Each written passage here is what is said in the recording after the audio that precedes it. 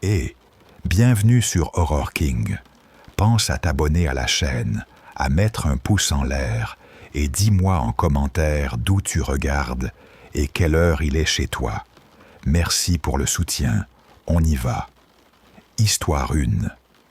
Dès la première seconde où je l'ai vu, j'ai eu ce sentiment tenace que quelque chose clochait chez le nouveau coloc de mon ami, Tommy. C'était la fin de l'été, et mon ami Danny venait tout juste d'emménager dans un appartement minuscule de 2 chambres dans le quartier Saint-Roch de Québec, juste à l'extérieur du campus de l'Université Laval. L'immeuble avait l'air de n'avoir pas reçu une couche de peinture depuis les années 80. La cage d'escalier sentait la cigarette rance et l'enduit humide. La moquette du couloir était tachée par des années de passage. Mais le loyer n'était que 850 $ par mois, et l'endroit était à 2 pas du campus. Donc, c'était une bonne affaire. Il ne voulait qu'un coin pour dormir et étudier. Je suis allé l'aider à déballer, à monter des cartons sur les escaliers qui grinçaient, la chemise collée dans mon dos à cause de l'air lourd. Et c'est là que Tommy est apparu. Il était appuyé sur le comptoir de la cuisine, les bras croisés, en train de nous regarder. Grand, large, trop large même, les cheveux foncés qui lui tombaient juste au-dessus des oreilles. Danny m'a présenté. C'est Tommy. Il est cool, juste discret. Tommy a hoché la tête, un petit mouvement sec du menton. Il n'a pas souri. Il n'a pas dit un mot. J'ai forcé un sourire, marmonné un salut, puis je suis retourné aider Danny à déballer. Mais ce regard, je ne l'ai pas aimé. Et ça n'a jamais changé. Plus tard, en revenant avec une pizza du dépanneur, on en a reparlé. « Ton coloc est chelou, man », je lui ai lancé. Danny a ri, de son rire fort, sans se soucier. « Tommy, il parle pas beaucoup, c'est tout. » Il a répondu. « Bon, ouais, il est un peu bizarre, mais qui ne l'est pas ?» Il avait raison, en surface. Mais quelque chose chez Tommy me donnait la chair de poule. Danny était mon meilleur ami, alors je n'ai pas voulu l'ennuyer pour une simple impression. J'ai laissé tomber un petit aparté, histoire de contexte. Danny et moi, on se connaissait depuis le secondaire, du Saguenay. Et, pour autant que je le connaissais, il pouvait dormir pendant une tornade. À l'époque, avant que les haut-parleurs de téléphone ne deviennent des caissons assourdissants, les sonneries n'étaient que des petits bips monotones qui se répétaient. Et la fonction vibreur, tu pourrais dire, il posait son téléphone sur une table pour sentir la vibration. Oui, sauf que quand on branchait certains téléphones pour les charger, ils arrêtaient souvent de vibrer. On s'embêtait avec ça. La solution qu'il a trouvée, c'était une station d'accueil pour iPod avec fonction réveil. Il pouvait se faire réveiller au son d'un morceau à fond. Il achetait ça et se mettait du Pantera à fond si besoin. Ce doc est devenu la cible d'une bonne moitié de nos blagues, parce que même en lui collant du heavy metal à fond dans les oreilles, la moitié du temps il ne se réveillait pas. Une fois, il avait dormi chez moi, et la station d'accueil a commencé à hurler vers 7 heures du matin. Pour la petite histoire, c'était le morceau de Pantera, The Great Southern Trendkill. L'intro ouvre sur un type qui grogne et hurle à plein poumon. Ça m'a réveillé en sursaut. Je me suis retourné en attendant de voir Danny bondir hors du matelas pneumatique. Mais il était là, étalé comme une étoile de mer, encore en train de ronfler. Quand le cri a cessé et que la guitare est entrée, j'ai balancé un oreiller et il s'est réveillé irrité, comme si tout ça ne gênait personne. À l'époque, j'ai trouvé ça drôle. Maintenant, avec du recul, il y avait sûrement une explication médicale. peut-être une baisse d'audition qu'on n'avait jamais remarquée. Toujours est-il que Tommy, lui, ne trouvait pas ça drôle. Il n'avait aucune sympathie pour le problème de Denny. Denny m'en a parlé, 1 semaine après l'emménagement. Tommy déteste le réveil. Qu'il m'a dit comme si c'était rien. Ça le réveille, et il peut plus se rendormir. Il me regarde tout le temps à cause de ça. Il a rigolé. Je lui ai dit que je changerais de sonnerie, que je mettrais autre chose. Je le connaissais. Il ne l'a jamais fait. Cette station hurlait depuis des années, et il n'a jamais pris la peine de la remplacer ou de la mettre plus discrète. « Fais gaffe, mec », je lui ai dit à moitié en blague. « Ton Tommy, c'est un drôle d'oiseau. » Il a encore ri. « Tu sais comment sont les amis, t'inquiète trop. » Mais les choses ont dégénéré vite. Une nuit, Denny m'a envoyé un texto à propos de Tommy qui se comportait bizarrement. Photo d'un post-it collé sur le frigo. Silence et d'or, griffonné en grosses lettres au marqueur noir. Ce gars a un sens du dramatique. Il a écrit avec un emoji qui riait. Une autre fois, il m'a dit que Tommy s'était tenu dans le couloir, dehors de sa chambre, immobile la nuit, à fixer la porte. Je l'ai surpris quand je suis allé boire de l'eau. Il m'a envoyé. Ça m'a foutu la frousse, mais il a dit qu'il entendait quelque chose.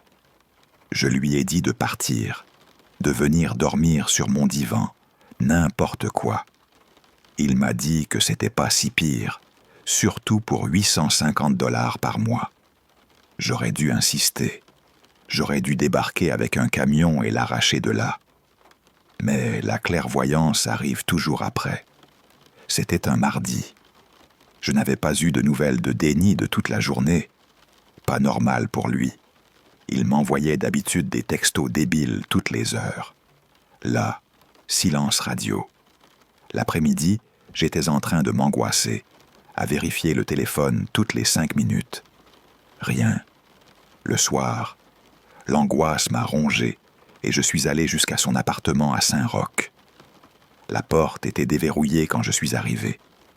Denny, il laissait traîner ses vêtements, des assiettes sales, oui, mais il n'oubliait pas sa porte ouverte. Jamais. Je suis entré. Le salon était plongé dans une pénombre, juste la télé qui clignotait. J'ai appelé son nom, pas de réponse. J'ai contourné la table basse encombrée, canette vide, sac de chips froissés, et je suis allé vers sa chambre. Et je l'ai trouvé sur le lit. Denny était étendu, un bras pendant hors du bord, comme s'il s'était simplement assoupi en plein milieu d'un mouvement. Les draps étaient trempés de rouge, une tache sombre qui s'étendait sous lui, s'accumulant sur le matelas. Le sang coulait le long du côté, goutte à goutte sur le plancher, là où cette fichue station d'accueil gisait, explosée en morceaux, plastique éclaté, fil à nu. La gorge de Denny était tranchée, une entaille déchiquetée, pas nette. On voyait la peau arrachée, comme si quelque chose de contondant avait été enfoncé et tiré. Quand j'ai vu ses yeux fixer le plafond, vide, j'ai reculé, le cœur qui me martelait la poitrine comme un tambour. Puis je l'ai entendu, un plancher qui craque dans le couloir derrière moi.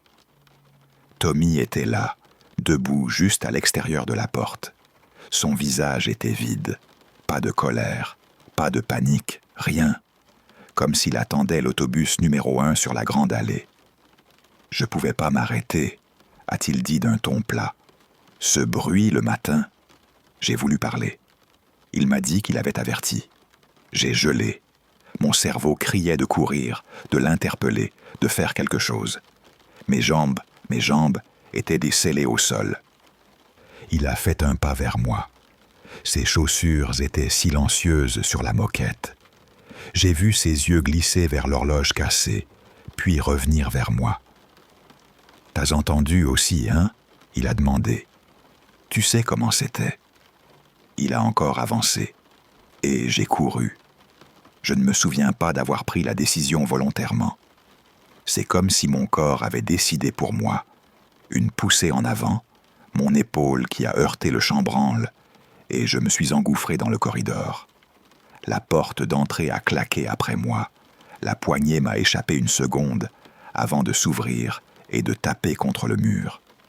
Derrière, j'entendais Tommy marcher, pas en courant, mais avec ses pas lents et réguliers qui résonnaient dans l'escalier étroit.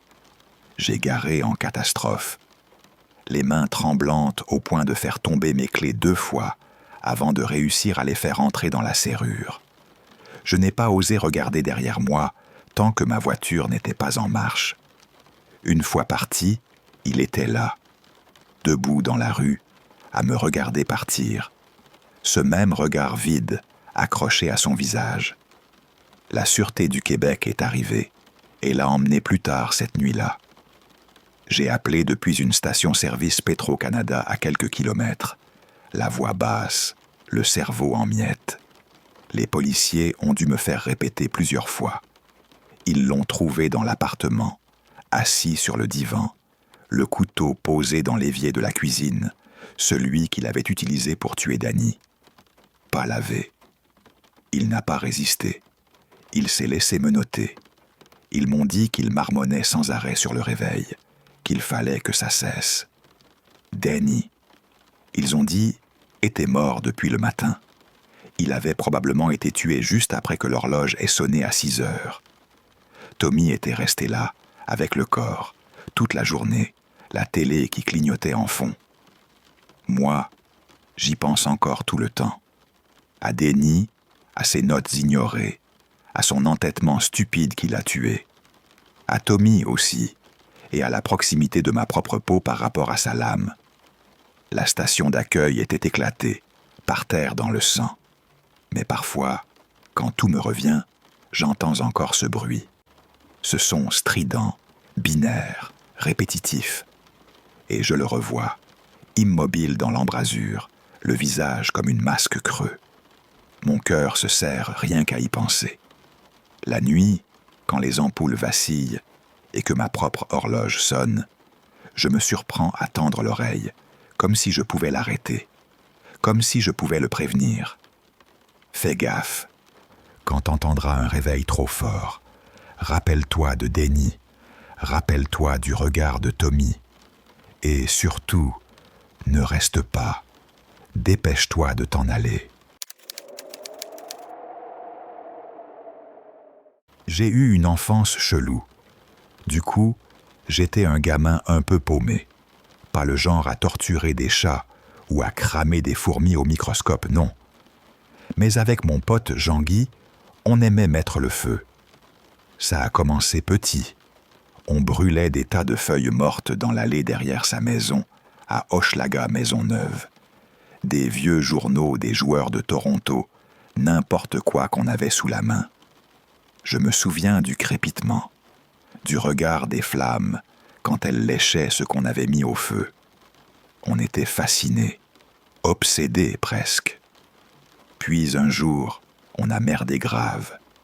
Quand on avait 14 ans, on a foutu le feu à un cabanon dans la cour d'un type, au plateau Mont-Royal, juste pour voir jusqu'où ça pouvait partir. On n'avait pas prévu que ça s'emballerait. On n'avait pas prévu ce vent venu du fleuve Saint-Laurent qui a soufflé des braises dans la cour d'à côté. Elles ont pris. Quand les pompiers du service de sécurité incendie de Montréal sont arrivés, la moitié de la rue Rachel baignait dans une fumée noire. On s'est sauvé en se disant qu'on s'en était tiré. Mais c'était loin d'être fini. Quelques jours après, les agents du SPVM ont frappé à la porte de Jean-Guy et à la mienne. On s'est fait arrêter, fiché au poste de la rue Saint-Urbain, tout le cirque. On a avoué. Avec nos autres conneries au dossier, on a pris 9 mois au centre jeunesse. C'est juste un nom classe pour dire « prison pour jeunes ». Le centre jeunesse, ou Juvie, comme on l'appelait, c'était l'enfer. Le bâtiment était un bloc de béton dehors de Laval, entouré de grillages, surmonté de fils barbelés, qui brillaient la nuit sous la lune du Québec, trop coupants pour oser s'y frotter. Dedans, ça sentait la sueur, l'eau de Javel, et un truc aigre qu'on n'arrivait pas à reconnaître, comme une poutine trop vieille laissée là. Les murs étaient gris, les lumières bourdonnaient tout le temps, un bourdonnement sourd dont on ne se débarrassait jamais. On se réveillait à 6 heures. On bouffait une bouillie froide et un café tiède façon Tim Hortons. Ensuite, c'était soit gym collectif, soit séance de thérapie de groupe, où on essayait de nous réadapter. Ils nous donnaient le souper, parfois une tourtière le vendredi, un peu de récréation, et extinction des feux à 9 heures du soir. Les autres gamins formaient tout un mélange. Certains étaient corrects. Des types avec qui j'ai lancé des ballons sur l'asphalte fendu, avec qui j'ai échangé des collations, des saucisses Lafleur en trop. Quelques-uns sont devenus de vrais amis. Mais il y avait les autres, ceux dont on avait peur. Faut leur rendre ça. Ils facilitaient la mise en garde. On savait qui éviter. On savait qui frôler avec des gants. Et puis, il y avait ceux qu'on ne repérait pas tout de suite. Ceux-là étaient les pires. Les premiers, tu les voyais venir comme une mitrailleuse. Ça fait beaucoup de bruit, tu baisses la tête. Les silencieux, eux, c'étaient des mines. Tu marchais dessus sans le savoir, et boum. Adrien, c'était un de ces silencieux. Je me suis retrouvé avec lui comme coloc, au bout d'environ 4 mois. La chambre était minuscule. 2 lits en métal fixés au sol, un lavabo ébréché dans le coin, des toilettes qui puaient quoi qu'on fît. Une fenêtre minuscule, haut perchée, laissait juste assez de lumière pour te rappeler que le monde existait encore, quelque part là-dehors, au-delà des Laurentides. Adrien est arrivé un après-midi, escorté par un gardien qui a jeté sa couverture maigre et un sac de plastique rempli de fringues sur le lit du bas.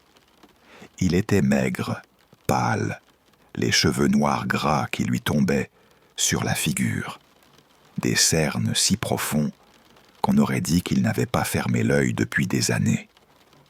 Il ne m'a pas regardé tout de suite. Il s'est assis, tout recroquevillé, fixé sur le sol. J'ai cru qu'il était timide, flippé, comme la plupart des nouveaux. J'avais tort. J'ai tout de suite senti qu'il était bizarre. Il ne dormait presque pas. La première nuit, je me suis réveillé au bruit du lit qui grinçait pendant qu'il bougeait. Je l'ai vu assis, droit comme un piquet, fixe sur le mur, les yeux grands ouverts dans la nuit. J'ai pensé que c'était le blues du nouveau, comme la plupart attrapent la première nuit. Mais non, c'était Adrien. Il n'avait pas plus que quelques heures de sommeil par nuit. Et ça a fini par me bousiller aussi. Je suis resté allongé, oreiller serré sur la tête, à essayer d'occulter le chuchotement qu'il marmonnait dans le noir. Des heures plus tard, j'ouvrais les yeux exténués, la brûlure dans les yeux, et lui était là, immobile, les yeux collés au même point, rouge, bouffi. L'hygiène, ce n'était pas son truc, si bien que la chambre a commencé à puer à cause de l'odeur qui s'accrochait à sa literie. Une odeur de sueur, de peau non lavée, qui se mélangeait à l'air rance. Je retenais mon souffle quand je passais près de son lit, juste pour ne pas sentir. Un jour, j'en ai eu marre. Je lui ai dit « Mec, s'il te plaît, va te doucher, je t'en supplie, tu pues. » Il n'a pas répondu. Il a juste incliné la tête lentement, comme s'il pesait mes mots. Quelques heures plus tard, il est allé à la douche. Quand il est revenu, trempé, j'ai eu l'impression d'avoir gagné la bataille. Je l'ai remercié, mais j'ai parlé trop vite. Il m'a fallu quelques minutes pour comprendre qu'il sentait toujours mauvais, comme s'il avait resté sous l'eau chaude sans savon. L'odeur était pire que jamais. Mais ce qui m'a le plus retourné, c'étaient les chuchotements. Adrien se parlait sans arrêt, dans des murmures rauques qui me grattaient les nerfs. Le jour, c'était juste agaçant. Il marmonnait pendant que je lisais des archis tout abîmés, des trucs incompréhensibles. La nuit, c'était autre chose. Je me réveillais et l'entendais, faible et monotone, comme une radio laissée sur une station à 3 heures du matin. Dans l'obscurité, avec les ombres qui avalaient les murs, ça sonnait comme un film d'horreur. Je clignais pour le voir, et ses lèvres bougeaient. Ce sifflement, ce petit bruit constant, me crevait la peau. J'ai tenu des semaines. Puis une nuit, j'ai pété un plomb. J'avais à peine dormi. Mes yeux me brûlaient. Ils chuchotaient encore. Je me suis assis, le lit qui gémit, et j'ai lancé « Mec, pourquoi tu parles toujours tout seul? Ça me rend dingue. » Il s'est arrêté. Puis il a tourné la tête vers moi, lentement, comme une marionnette qu'on tire. « Je ne parle pas à moi-même, » a-t-il dit. Sa voix était basse, nette. « Je parle à ma petite sœur. » Je lui ai dit d'écrire, d'appeler, peu importe, mais de me laisser dormir. Il m'a regardé sans cligner des yeux et m'a dit qu'elle était morte. Sa réponse m'a frappé comme un coup de poing. J'ai eu honte, tout de suite.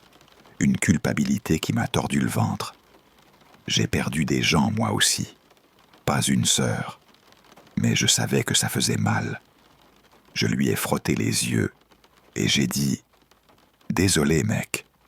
Je voulais pas te blesser. » Et là, il a laissé échapper un petit rire, aigu mais sans joie. « C'est moi qui devrais m'excuser, là, » a-t-il dit. Il n'a pas attendu que je demande quoi que ce soit. Il a commencé à parler, lentement, comme s'il attendait depuis des années qu'on l'écoute. Il a raconté qu'il avait 5 ans et que sa sœur en avait 3. Ils prenaient le bain ensemble. Des éclaboussures, une dispute pour un jouet, des gestes d'enfant. Puis il en a eu marre. Il ne voulait plus d'elle. Plus de jouets pris, plus d'espace volé, plus d'attention des parents. Il a dit qu'il lui avait cogné la tête contre le bord de la baignoire pour l'assommer, puis qu'il avait enfoncé sa tête sous l'eau et l'avait maintenue. Elle se débattait. Ses petites jambes fouettaient l'eau. De l'eau a giclé sur le carrelage. Des bulles ont percé la surface. Ses mains ont griffé ses bras, ses ongles minuscules lui rentrant dans la peau. Il n'a pas lâché.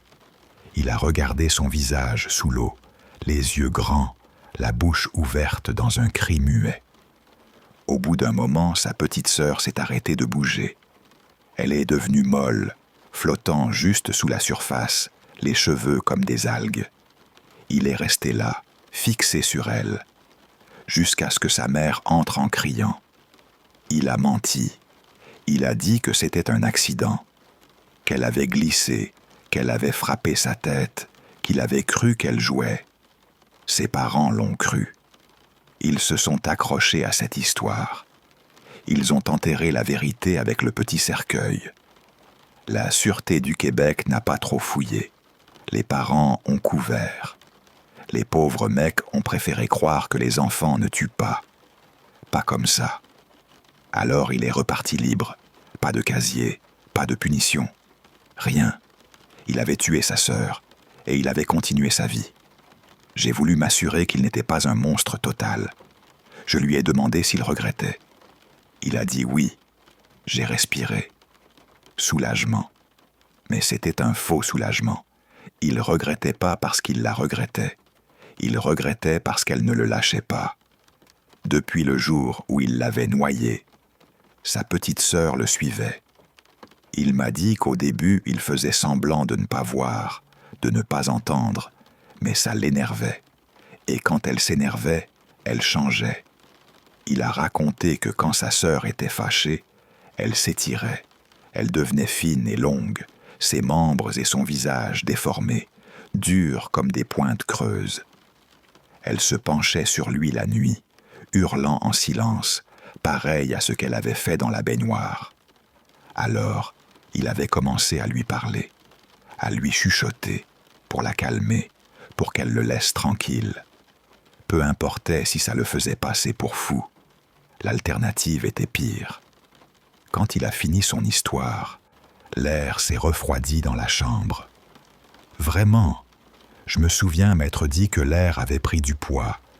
Je lui ai demandé si elle était là maintenant. Il a hoché la tête doucement. Puis ses yeux ont cligné vers le coin près du lavabo. J'ai ressenti un frisson, tous les poils qui se dressent. J'ai regardé ce coin. Il n'y avait rien, juste des ombres et le goutte à goutte du robinet. Pourtant, l'air semblait plus lourd. Je n'ai presque pas fermé l'œil cette nuit-là. Je suis resté à l'écoute. Et ce soir-là, ces chuchotements ne m'ont plus irrité. Ils m'ont effrayé. Le lendemain, je suis allé voir un conseiller. Un gros gars à la moustache, Monsieur Dubé. Il n'avait pas envie de farce. Je l'ai trouvé dans la salle de récréation, je lui ai demandé une entrevue et je lui ai raconté tout. L'histoire de la sœur, les nuits, les chuchotements. Il a écouté, sérieux, sans sourire. Quand j'ai fini, il a hoché la tête et m'a dit qu'il s'en occuperait. Ils ont emmené Adrien hors de la salle plus tard ce jour-là. Il a parlé avec Monsieur Dubé pendant des heures. Je ne sais pas ce qu'ils se sont dit. Quelques jours après, il n'était plus là. On a appris qu'il avait été transféré, expédié dans un autre centre jeunesse, près de la ville de Québec. Aucun personnel n'a donné d'explication officielle. Je ne l'ai jamais revu.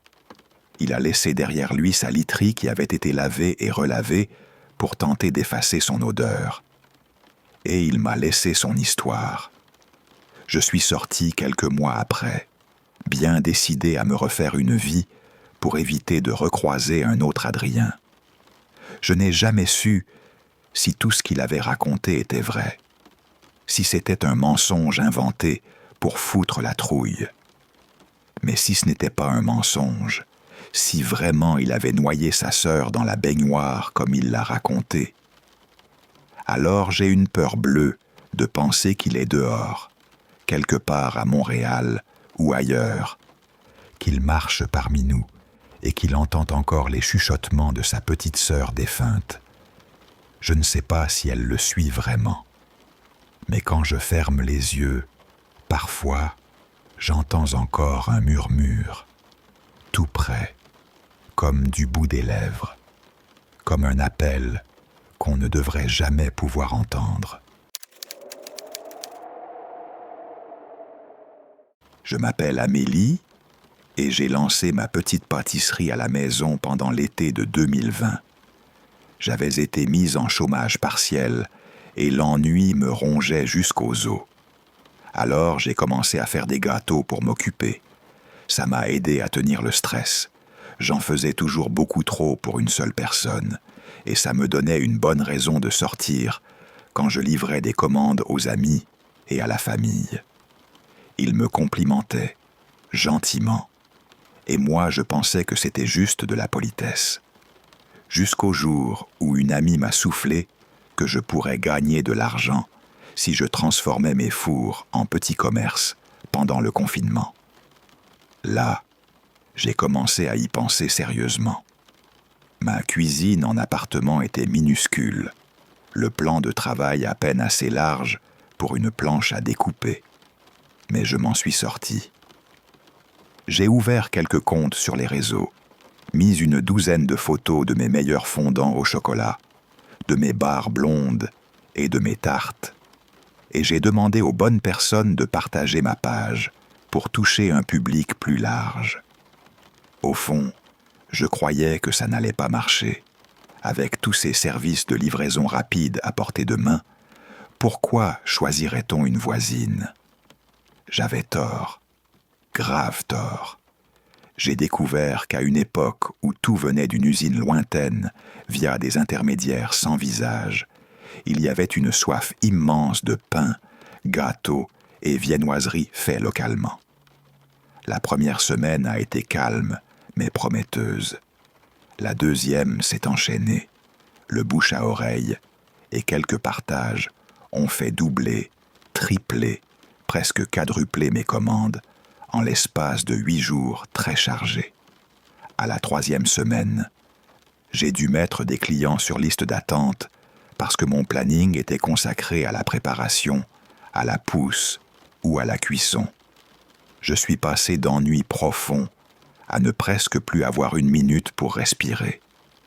Mais des mains occupées, ça veut dire des mains contentes, surtout quand le portefeuille suit. J'aimais cet argent en plus. J'aimais surtout ne pas devenir folle. J'ai vite réalisé que je préférais 1000 fois faire tourner ma propre boutique que n'importe quel boulot auparavant. Tous les matins, mon appartement s'est rempli de cette odeur chaude de levain qui monte, de pain qui dort, de sucre qui caramélise. Et contrairement à mon ancien travail en entreprise, je voyais immédiatement les fruits de mes efforts. L'enthousiasme des clients me remplissait d'une satisfaction que je n'avais jamais connue. Au bout de 2 mois, j'ai fait des calculs. Si je travaillais sur un rythme de 6 jours et que j'augmentais légèrement mes prix, je pourrais arrêter mon autre emploi et me consacrer entièrement à la pâtisserie. Résultat, je l'ai fait. Pendant un peu plus d'1 an, j'ai été plus heureuse que je ne l'avais jamais été. Puis, au moment où tout roulait enfin, le feu est venu tout raser. C'était au beau milieu d'une nuit d'octobre 2021. Je rêvais de mes levains qui bouillonnaient sur le comptoir quand l'alarme incendie m'a arraché au sommeil. J'ai tâtonné pour attraper mon téléphone et l'odeur de brûlé est arrivée, sèche, âcre. Quelques secondes plus tard, j'ai vu de la fumée noire s'insinuer sous la porte de mon appartement.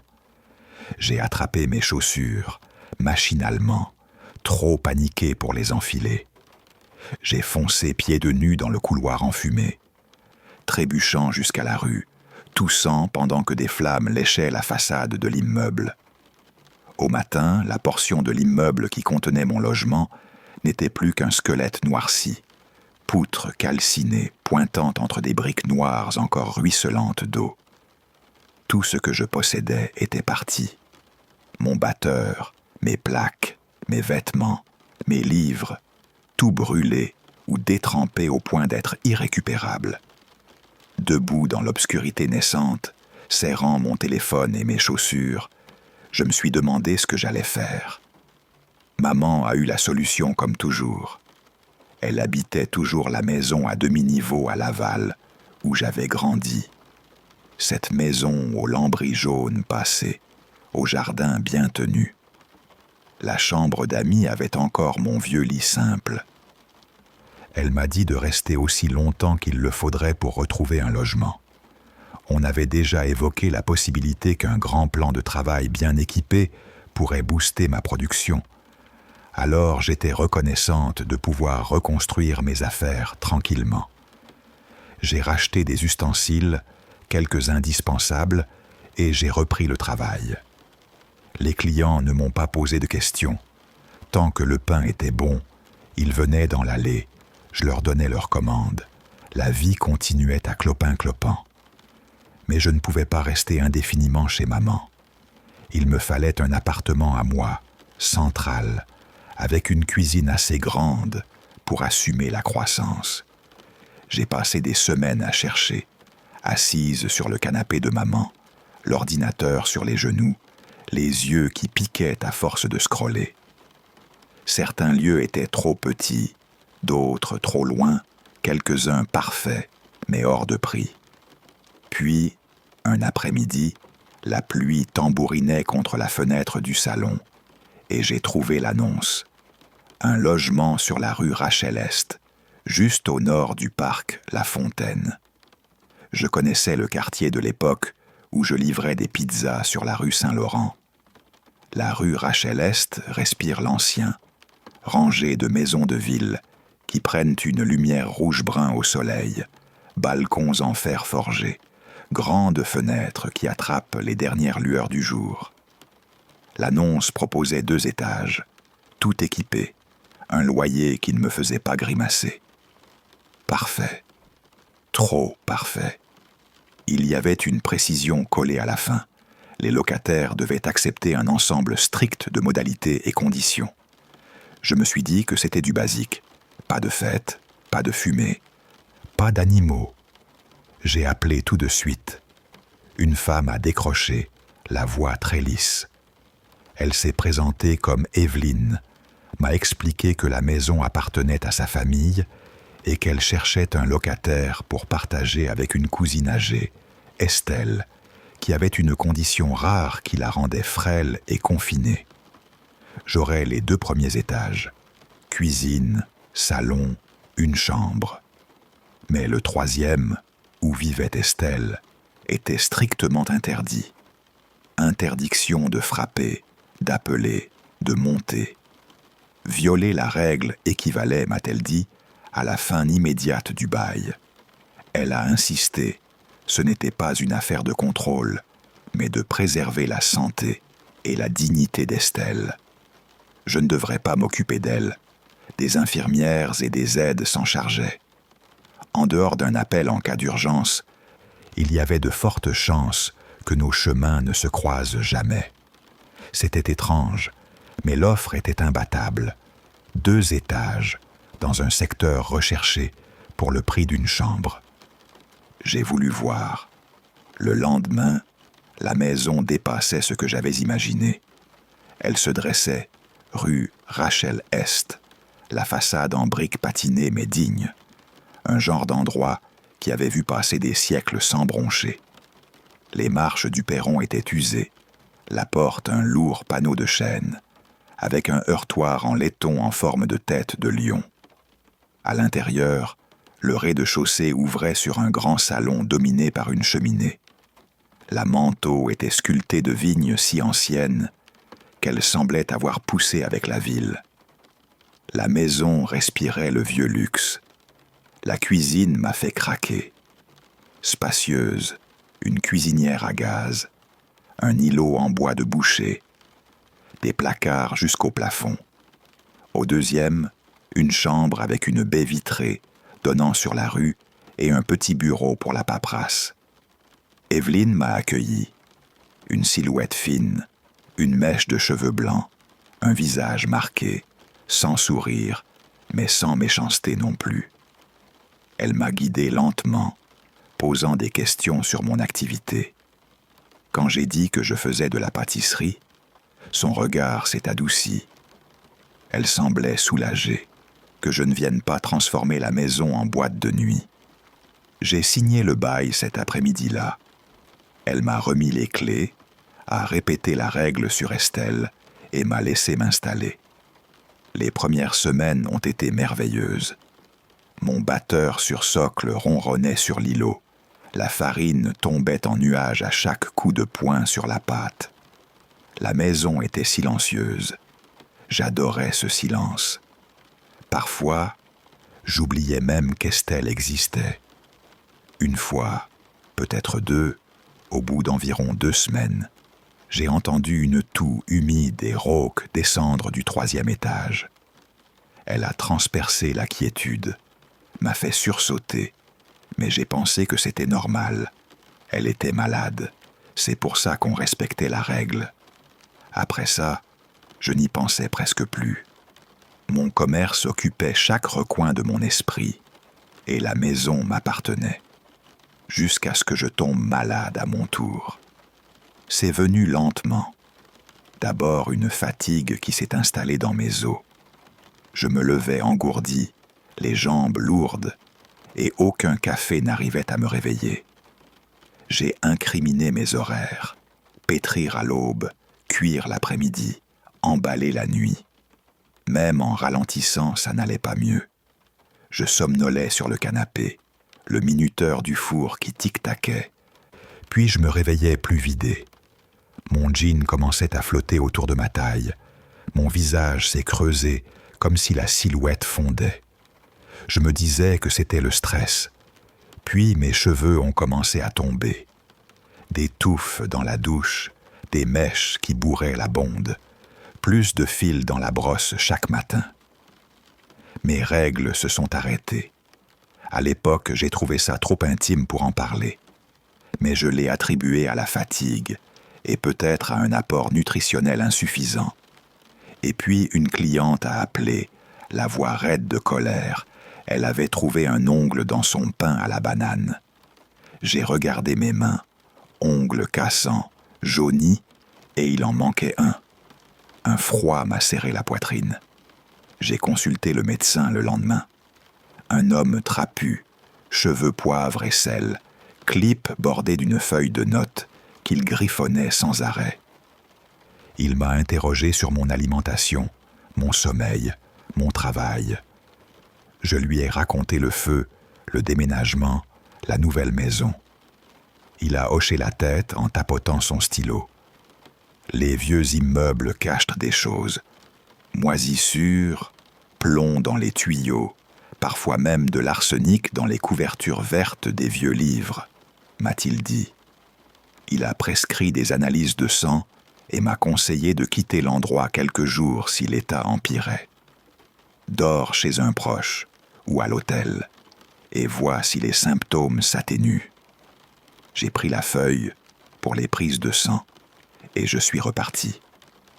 Je suis allé chez ma mère cette nuit-là. À l'ouverture de la porte, elle a eu un cri. « Mon Dieu, tu as l'air épouvantable. » J'avais l'air de m'être vidé. Pâle, poche sous les yeux, cheveux clairsemés. J'étais à des années-lumière de la fille qui s'enfilait la moitié de sa production en douce. J'avais peur de m'effondrer complètement. 3 jours alités dans la chambre d'amis ont suffi à me remettre. Les nausées ont diminué, la force est revenue. Alors je l'ai appelée. J'ai dit à Evelyne que quelque chose dans la maison me rendait malade. Elle a exprimé sa compassion, mais il y avait une étrangeté dans sa voix. Elle m'a rappelé le bail. Le quitter sans preuve signifierait procédure et frais. Elle m'a dit que la sous-location pouvait être envisagée, qu'un avis médical peserait, mais qu'on avait un accord. J'aurais dû rester loin, je le sais maintenant. Mais j'ai aimé cette maison trop fort pour m'arrêter. Je me suis convaincu d'y retourner une seule nuit pour tester. Si je me sentais plus mal, alors je partirais. Je suis revenu rue Rachel-Est. Dès que j'ai franchi la porte, l'air m'a frappé. Rance, lourd, avec cette pointe métallique que je n'avais jamais remarquée avant. Sur le moment, je me suis dit que les infirmières avaient dû utiliser un produit désinfectant. Je me trompais. Malgré tout, j'ai décidé de rester une nuit. J'ai posé mon sac, lancé une fournée pour avoir les mains occupées. Le soir, les nausées sont revenues en force. J'ai su que je partirais le lendemain, mais j'étais tellement vidé que conduire de nuit m'aurait paru dangereux. Alors je me suis traîné au 2e étage, chaque marche pesant comme une mesure de plus sur mon corps fatigué, quand j'ai entendu un chant. Ça venait du 3e étage. Une voix claire, pure, qui déchirait le silence. Ce n'était pas la voix d'une vieille femme malade. C'était jeune, vivant. Une mélodie que je n'ai pas su reconnaître, mais qui m'a trouvé comme une piqûre. Je me suis arrêté au bas de l'escalier, la respiration suspendue, et j'ai écouté. La voix avait des silences entre les phrases, des respirations, un léger tremblement qui venait d'un organisme vivant, pas d'un enregistrement. Estelle était censée être clouée au lit. Alors qui chantait là-haut? Ma peau s'est hérissée. J'ai reculé, trébuché vers la porte, attrapé mes clés, mon téléphone, ma veste, et j'ai filé. Je ne voulais pas de preuves, pas de confrontation. Je n'avais plus besoin de bail ni de juge. Cette nuit-là, chez ma mère, je suis tombé malade comme jamais. J'ai vomi jusqu'à ce que ma gorge soit en feu. Un vaisseau a lâché dans mon œil et une tache rouge est restée sur le blanc. Le matin, Le miroir m'a rendu une étrangère. Joues creusées, yeux creusés, cuir chevelu visible. Je me suis effondré dans les bras de ma mère et j'ai tout raconté. La maison, la maladie, le champ. Elle m'a serré et a juré qu'on allait déchirer ce bail. On ferait venir des experts. On trouverait la preuve. Rien n'a marché. Mes analyses sont revenues normales. Pas de toxines détectées, pas d'allergie précise, rien qui explique cet effondrement physique. On a engagé un spécialiste pour faire un diagnostic de l'habitation. Un gars bourru, Monsieur Gagnon, spécialiste en assainissement. Il avait une caisse à outils, une feuille sur un clipboard. Il a passé des heures à prélever l'air, à gratter la peinture, à chercher la moisissure. Il a reniflé, testé, rééchantillonné. C'est une vieille maison, mais elle est conforme aux normes, m'a-t-il dit. Rien. L'absence de preuves a paralysé tout le reste. Evelyne n'a pas voulu bouger. On a fini par régler le bail au complet, des milliers d'euros que je n'avais pas, empruntés à ma mère et à son compagnon, juste pour en finir. J'ai déménagé hors de là. En quelques jours chez ma mère, je me suis relevé. Le poids est revenu, les cheveux ont repoussé, l'énergie est revenue, comme si quelque chose me lâchait quand la distance augmentait. J'ai trouvé un nouvel appartement dans le Myland. Plus petit, une cuisine plus modeste. Mais ça a suffi. La boutique a repris. La vie s'est un peu apaisée. Pourtant, la maison de la rue Rachel-Est ne m'a jamais quitté. Certaines nuits, je restais allongé, yeux ouverts, revivant tout dans ma tête. Qu'est-ce qui était au troisième? Est-ce que c'était vraiment Estelle, défiant sa maladie? Ou quelque chose d'autre qui profitait d'elle? Je creusais sur Internet, tard, peuplé d'insomnie, les registres de propriété, des vieux articles, des archives. Rien. Pas de scandale, pas de mort, juste un vide. La maison, elle, restait là, silencieuse, comme une vieille boîte qui garde sa lettre à brûle-pourpoint. Un soir de janvier, quelques mois plus tard, j'ai repassé devant la maison par hasard, en faisant une livraison. Il faisait froid, le bitume déjà noir sous le lampadaire. Je ne sais pas bien pourquoi je me suis arrêté. Curiosité peut-être, ou quelque chose qui n'était pas de la curiosité. J'ai garé en face et je suis resté dans la voiture, moteur au ralenti, à la regarder. La façade était comme d'habitude, des briques sombres, des fenêtres sans vie. Puis, d'un mouvement trop rapide pour être naturel, une ombre frêle a glissé derrière une fenêtre du 3e étage. J'ai senti mes doigts se crisper sur le volant. J'ai démarré en trombe et je suis parti. Je ne sais pas ce qui se passait dans cette maison. Je sais seulement que quelque chose n'était pas normal. Ça s'était accroché à moi. Ça m'avait lâché quand je suis parti. Maintenant, je suis en sécurité. Vraiment heureuse, même. Mais les souvenirs restent. Et tant que ce mystère flotte au-dessus de moi, je ne crois pas que je pourrais tourner la page complètement. Je pense parfois à la voix qui chantait, claire et jeune, perçant le silence d'un 3e étage interdit. Je revois la lourde porte de chêne, le heurtoir lion, la poussière qui tombe en nuages quand je pétris. Parfois, la nuit, j'entends encore un éclat de cette mélodie dans ma tête, comme si la maison continuait de chanter à travers moi ou contre moi. Et je me rappelle combien il est facile d'ignorer les règles jusqu'à ce qu'elles vous mordent. Je m'en suis sorti, mais une partie de moi est restée là-bas, coincée entre les poutres noircies. Et tant que je n'aurai pas compris ce que c'était, la peur reste fidèle. Elle s'accroche comme une odeur qu'on n'arrive pas à chasser, comme le goût du charbon sur la langue après un feu. Je ne veux pas vous effrayer pour rien, mais si jamais vous passez rue Rachel-Est, faites un détour éviter le 3e étage. Je m'appelle Stéphanie. J'ai la trentaine et je viens de Laval, Québec.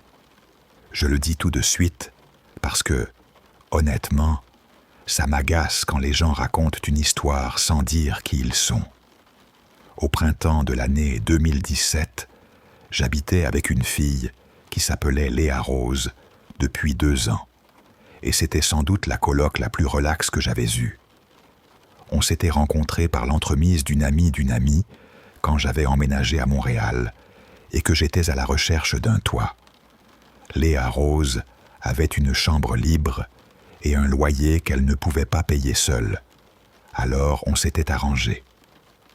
À 26 ans, elle n'avait qu'1 an de plus que moi, mais elle avait quelque chose de posé, de presque vieux dans la tête, qui donnait à notre petit 2,5 l'air d'un vrai chez-soi.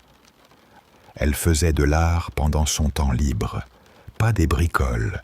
Elle dessinait tout le temps dans son carnet de croquis, des oiseaux, des lianes, des spirales qui semblaient du tournoyer. Elle était créative, jusque dans la déco. Des plantes, des cristaux de quartz alignés sur le rebord de la fenêtre. Elle n'était pas non plus du genre fêtarde, ce qui m'arrangeait bien, vu que moi je travaillais dans un café et que je me levais à 5h30 du matin. Le matin, je gardais la cafetière au chaud pour elle, avant de partir. C'était simple, calme. On avait trouvé un rythme tacite. Puis, un jour d'avril 2017, elle m'a appelé à la table de cuisine et elle m'a dit qu'elle partait en Bolivie pour 2 semaines. Ses yeux brillaient quand elle a parlé d'un truc appelé un rituel d'ayahuasca, comme si elle était déjà à mi-chemin. À l'époque, je ne savais pas ce que c'était. Ça sonnait un peu comme un cours de yoga exotique, alors j'ai souri et je lui ai dit que ça avait l'air incroyable. 1 semaine plus tard, elle a fait ses valises et elle est partie. Je lui ai souhaité bon voyage.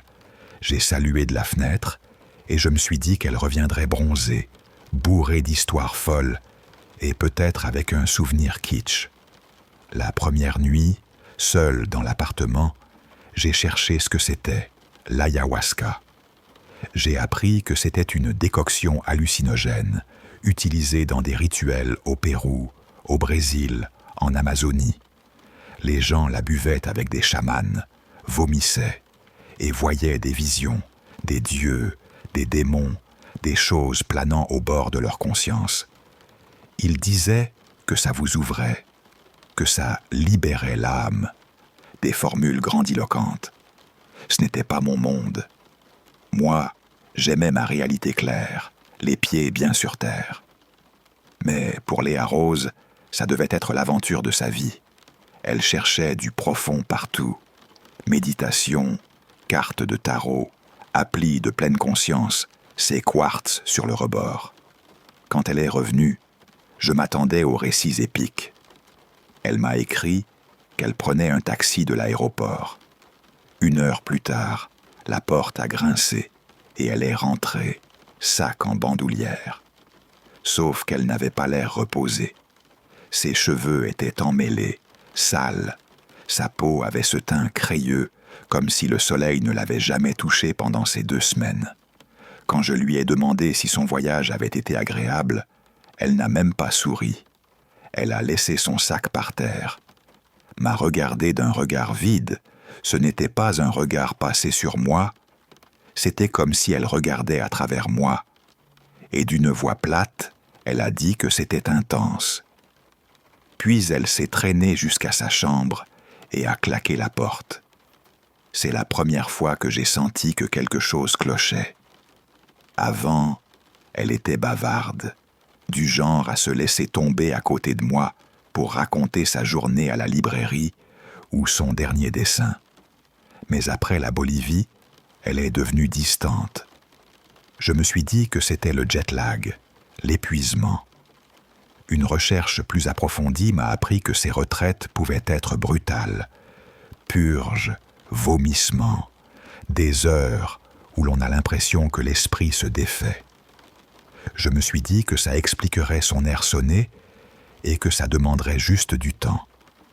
Je lui ai donné l'espace qu'il lui fallait. Sauf que le temps n'a rien arrangé. Une semaine est passée et rien n'avait changé. Elle répondait à peine quand je lui parlais, à coups de mots courts, tranchés.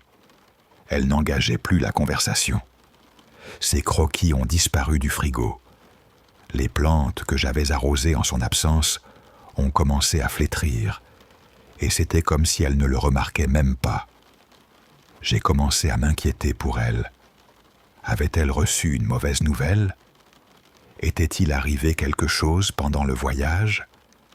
Quand je lui ai demandé, elle m'a dit qu'elle ne voulait pas en parler. J'ai supposé qu'elle finirait par m'en parler quand elle serait prête. Je me suis trompé. Les choses sont devenues plus étranges. Pendant que je la connaissais, elle avait toujours été végétarienne. Elle cuisinait bien, sauté de tofu, salade avec des noix, bol de fruits sur le comptoir, pommes, mangue. Alors, à peine 2 semaines après son retour, de la viande crue a commencé à apparaître dans le frigo. La première fois, j'ai failli me tromper de souvenir, à me dire « Tiens, on n'avait pas acheté de viande ?» Puis j'ai réalisé que c'était pour elle, et j'ai laissé échapper un petit cri.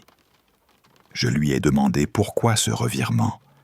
Elle a haussé les épaules, et d'une voix platement ordinaire, elle a dit « Il est temps de changer, je suppose. » Ce n'était pas elle, vraiment pas. Et la façon dont elle a mangé cette viande m'a glacé le sang. Elle ne la cuisinait pas, elle la mangeait crue, avec les mains, et surtout la nuit. Une fois, je me suis réveillé au milieu de la nuit pour aller aux toilettes. En revenant, j'ai entendu le frigo craquer. Il était presque 3 heures du matin, et la lune traçait des lignes sur le plancher à travers les stores. Là, près de la fenêtre, il y avait Léa Rose, immobile, qui regardait la lune. J'ai observé, sans faire de bruit, jusqu'à ce qu'elle vacille légèrement, et que je replie, et que je fonce me cacher dans ma chambre. Le lendemain, je lui ai encore demandé si tout allait bien. Elle m'a répondu, et je sais maintenant que c'était un mensonge, qu'elle allait bien. Après ça, elle a empiré. Puis sont apparus les insectes. Un samedi après-midi, pendant que je faisais des toasts, j'ai entendu un petit craquement derrière moi. Elle était assise à la table, avec un pot Mason devant elle, rempli de grillons vivants. J'ai regardé, figé, alors qu'elle plongeait la main dans le bocal. Les pattes des grillons griffaient le verre. Elle en a arraché un, l'a lancé dans sa bouche et l'a mâché sans expression. J'ai serré le couteau à beurre dans ma main. Il a frotté contre le pain avec un bruit humide et cassant qui m'a fait mal au ventre. J'ai étalé le beurre d'un geste mécanique et je suis sorti comme si de rien n'était. Mais quand c'est arrivé une seconde fois, je n'ai plus pu faire comme si. Quelques jours plus tard, ce furent des coléoptères, gros, brillants, noirs. Je l'ai trouvé debout au lavabo en train de les manger. J'ai haussé la voix, j'ai marché vers elle, et le dégoût m'a fait tout lâcher. Un petit son de haut-le-cœur m'est échappé. Elle n'a pas réagi. Elle a avalé, et puis elle a parlé. Elle m'a dit qu'elle avait appris des choses en Bolivie et qu'elle avait décidé de changer son régime. Si je ne voulais pas suivre, tant pis pour moi. Mais elle ne me laisserait pas lui imposer ce qu'elle devait manger dans notre appartement. Ce n'était pas menaçant, mais ce ton à peine sur la défensive, cette nouvelle agressivité froide chez elle, c'était si contraire à son caractère que ça m'a fait peur. L'appartement a cessé d'être chez nous, il est devenu chez elle. Sa chambre a commencé à sentir la terre humide et la pourriture. Elle ne se douchait plus. Ses cheveux se sont emmêlés en nattes grasses et ses vêtements pendaient sur ses os. Elle a maigri. J'ai voulu savoir ce qu'elle avait vu là-bas, dans la jungle, mais quelque chose m'arrêtait à chaque fois. J'ai fini par verrouiller la porte de ma chambre. Une porte de rien du tout, facile à forcer sans doute, mais elle me donnait un peu de répit. J'ai passé mes nuits à écouter Léa Rose marcher dans le corridor. Le travail est devenu mon salut. 8 heures dans le café, faire mousser le lait, essuyer les comptoirs, parler avec les habitués qui n'avaient aucune idée que ma coloc se cassait doucement chez nous. Le soir, je tardais souvent après mon service, buvant un café froid pour retarder le moment de rentrer. Mais il fallait bien que j'y aille, et quand je rentrais, elle était souvent au même endroit, près de la fenêtre, regardant la lune comme si elle attendait quelque chose. Après, elle a commencé à recouvrir tous les miroirs. Un jour, je suis rentré et tous les miroirs de l'appartement étaient couverts de serviettes ou tournés face au mur. Le jour où j'ai découvert ça, j'ai aussi trouvé des griffures sur la porte de la salle de bain. Des entailles profondes, comme si elle s'était arraché l'ongle sur quelque chose. Elle a même saccagé ses carnets de croquis. Les pages qu'elle remplissait d'habitude de jolis dessins avaient été déchirées ou chiffonnées. Les feuilles restantes étaient barbouillées de traits au fusain, des gribouillis qui me donnaient la chair de poule rien qu'à les regarder. C'est là que j'ai compris qu'il fallait agir. J'ai décidé d'en parler et d'essayer de la convaincre de demander de l'aide. Si elle refusait, je ferais une intervention. J'appellerais la famille. Mais le monde a ce naufrage ironique. Quand j'ai enfin pris la décision, il était déjà trop tard. Une soirée, je suis rentré tard. Il faisait noir. Quand j'ai ouvert la porte, la première chose qui m'a frappé a été l'odeur. Métallique, humide, comme du cuivre mêlé de terre, plus lourd que l'odeur de la viande. L'appartement était plongé dans la pénombre et je me suis dit que personne n'était là. J'ai allumé et au milieu du salon, il y avait Léa Rose, assise en tailleur, immobile. Elle tenait notre grand couteau de cuisine dans une main et dans l'autre, un lambeau de peau. Elle s'était arraché une partie du visage. Elle avait commencé au front et avait tiré vers le bas comme si elle retirait un masque. La chair crue de son front brillait sous la lumière. Le sang coulait sur ses cuisses. Elle a regardé dans ma direction, un sourire étiré en sang sur les lèvres, et d'une voix qui n'avait plus rien d'humain, elle m'a dit « Il faut que je voie qui il y a en dessous ». Le son a coupé la pièce en deux. J'ai laissé tomber mon sac et j'ai couru. J'ai hurlé en traversant le couloir. J'ai foutu ma porte et l'ai verrouillée. Ma poitrine cognait. Mon cœur martelait mes tempes et mes mains tremblaient quand j'ai cherché mon téléphone. J'ai eu le réflexe d'appeler le 911. J'ai expliqué à l'opératrice ce qui se passait et pendant que je parlais, j'entendais Léa Rose dehors dans le corridor.